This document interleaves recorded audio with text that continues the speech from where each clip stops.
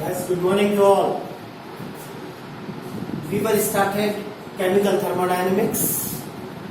हमने पढ़ा सिस्टम क्या होता है, सराउंडिंग क्या होती है, what are macroscopic properties. There are two types, intensive and extensive properties. Then we go through the state function. Now we will come to the what is the state of the system.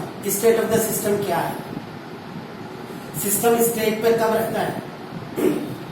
When microscopic properties have definite values and the condition of existence of the system can be defined.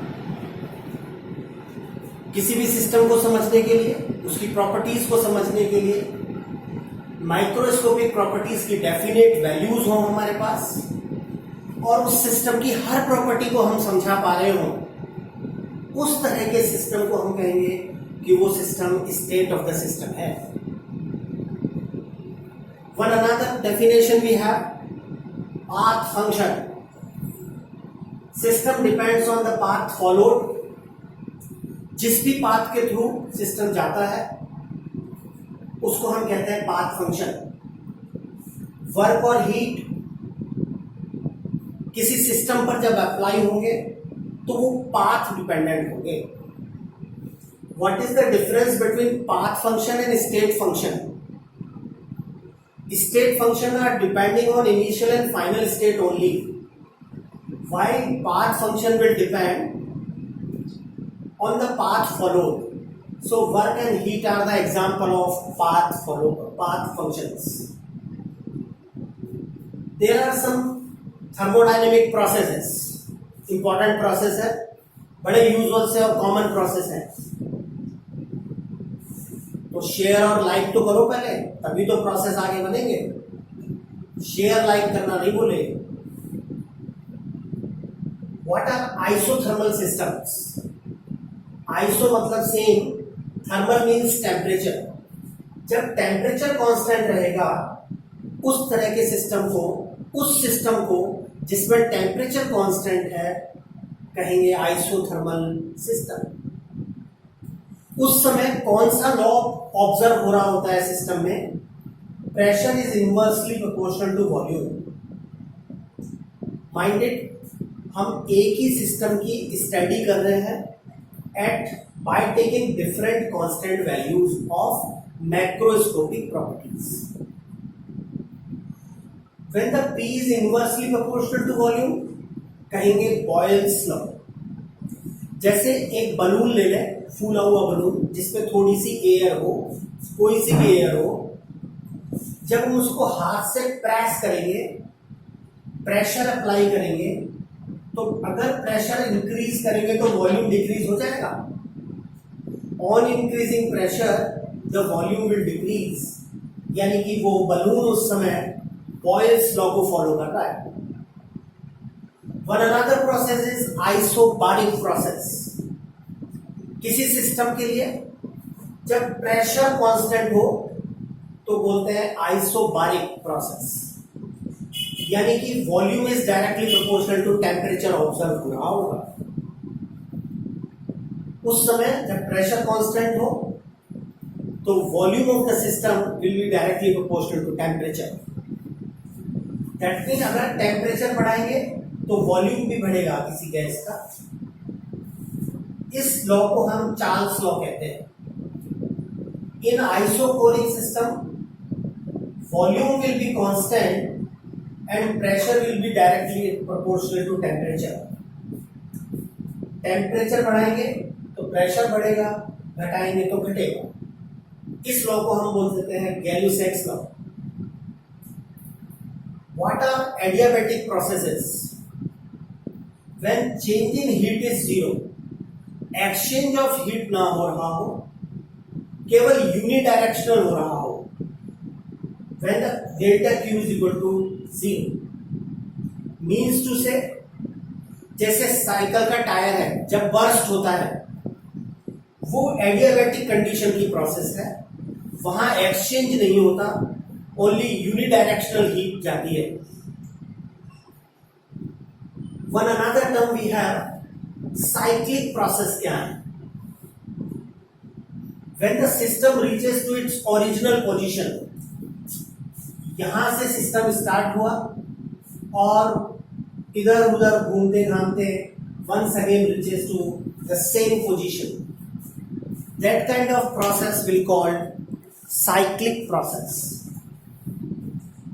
In cyclic process, delta H cyclic will be equal to 0. Zeroth law of thermodynamics क्या है? Thermodynamics के 4 laws हैं, zeroth law, first law, second law and third law. What is zeroth law of thermodynamics? Heat will always flow from hotter body to colder body till the equilibrium achieved. जैसे for example, एक गर्म दूध का glass है, हमको उसको ठंडा करना है. What we should do, उसको ठंडे पानी में रख दीजिए. तो हीट का फ्लो गर्म दूध से ठंडे पानी की तरफ होगा और कब तक होता रहेगा? जब तक दूध और पानी का टेम्परेचर बराबर ना हो जाए. इस लॉ को हम कहते हैं zeroth law. First law of thermodynamics आप सबको पता है, बचपन से पढ़ते आ रहे हैं. What is first law? Energy neither be created nor be destroyed, but it changes from one form to another. Energy न तो क्रिएट होती है न डिस्ट्रॉय, बस केवल एक फॉर्म से दूसरी फॉर्म में चली जाती है. इसको और भी बेटर वे में हम यूं कह सकते हैं, जब एनर्जी न तो डिस्ट्रॉय हो रही है न क्रिएट, तो हम कह सकते हैं energy of the universe remains constant. इस पूरे संसार की एनर्जी कांस्टेंट है,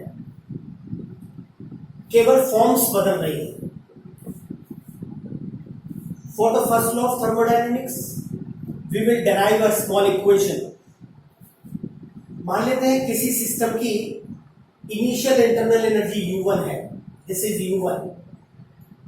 उसको Q हीट सप्लाई करें तो naturally system will do the work. जैसे इस पेन को अगर मैं थ्रो करूं, एनर्जी प्रोवाइड करूं, तो naturally it will go from up to a particular distance, और जब डिस्टेंस कवर करेगा तो नेचुरली वर्क हो रहा होगा. इनिशियल इंटरनल एनर्जी U1 है. After applying heat Q, the system will do the work. After doing work, final internal energy हो गई U2. हमने लिखा U1 plus Q plus W. After doing work, final internal energy is U2. Change हो जाएगी internal energy, U1 से U2 हो जाएगी. U1 को लेफ्ट साइड में ले गए तो U2 minus U1 is equal to Q plus W.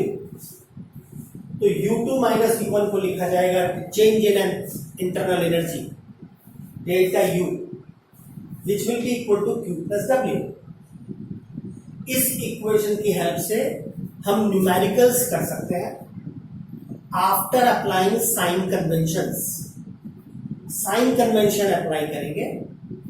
Sign convention क्या है कि कंफ्यूजन ना हो कि कब प्लस लिया जाए कब माइनस. कंफ्यूजन हो जाता है, हीट दे रहे हैं, हीट ले रहे हैं, क्या क्या लगाएं, प्लस लगाएं माइनस लगाएं. तो पूरे वर्ल्ड वाइड कन्वेंशनली हमारी सुविधा के लिए हमने डिसाइड किया heat given to the system should be positive, always taken as positive. Heat given by the system will be negative. अगर सिस्टम से हीट निकल रही है तो नेगेटिव ली जाएगी फॉर्मूले में. इस फॉर्मूले को यूज करेंगे लेकिन अकॉर्डिंग टू द न्यूमेरिकल करेंगे. Work done on the system will B positive, work done by the system will be negative.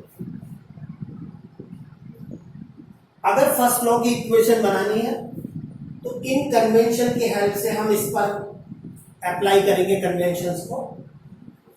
जैसे अगर सिस्टम को हम हीट दें तो Q पॉजिटिव लेंगे, और अगर हीट दी तो naturally system will do the work, तो वर्क हो गया नेगेटिव, यानी कि डेल्टा Q तो हो गया पॉजिटिव और वर्क हो गया नेगेटिव. तो अगर हमसे कोई फर्स्ट लॉ की इक्वेशन पूछेगा तो हम लिखेंगे Q minus W. In this way we can derive the first law equation.